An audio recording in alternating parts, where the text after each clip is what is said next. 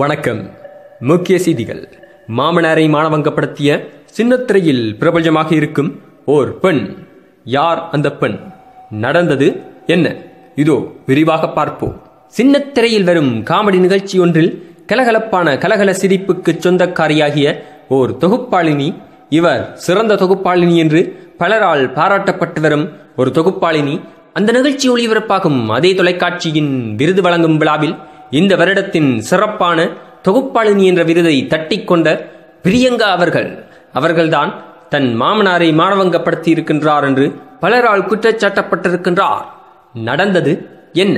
இந்த விருது விழாவின் பொழுது பல உண்மைகளை பலருக்கு முன்னால் போட்டுடைத்து தன்னை பற்றியும் தன் குடும்பத்தை பற்றியும் குடும்பம் தனக்கு கொடுக்கும் ஆதரவு பற்றியும் கூறியிருந்திருப்பார் பிரியங்கா அவர்கள். அந்த வேளையில் மாமனார் அவர்கள் தனக்கு செய்த உதவிகள் பற்றியும் கூறியிருப்பார். தான் வேலை முடிந்தவுடன் வீட்டுக்கு செல்லும் பொழுது தன்னுடைய கால்கள் மிகவும் வலிக்கும். அந்த நேரத்தில் தைலத்தை எடுத்துக்கொண்டு வந்து என் கால்களை பிடித்து விடுவார் என் மாமனார் என்று கூறியிருப்பார். அதைத் தொடர்ந்து பலரும் பிரியங்கா அவர்களுக்கு தொலைபேசியில் தொடர்பு கொண்டு, பிரியங்கா, என்னதான் இருந்தாலும் நீ இப்படி சொல்லி இருக்க கூடாது. இதன் மூலமாக உன் மாமனாரின் மானத்துக்கு பெரும் பங்கம் வந்திருக்கின்றது என்று பலரும் தங்கள் கருத்துக்களை கூறி வருகின்றார்கள். எது எவ்வாறு இருப்பினும் தன் மாமனாரை புகழ்ந்துதான் கூறியிருக்கின்றார் பிரியங்கா.